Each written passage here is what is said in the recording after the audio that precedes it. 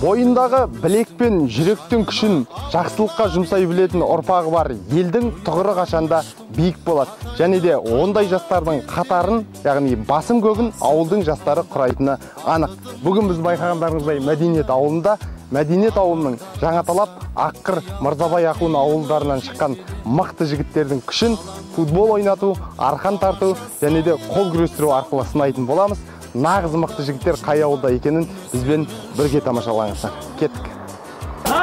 Балдармен күресіп сайралысы, асауды үйретіп тай жарысы, нұр жасап алатынбыз, кеселі төңкері байранышы. Бірге өткерді қызықты талай, асығамын ауылға қарай.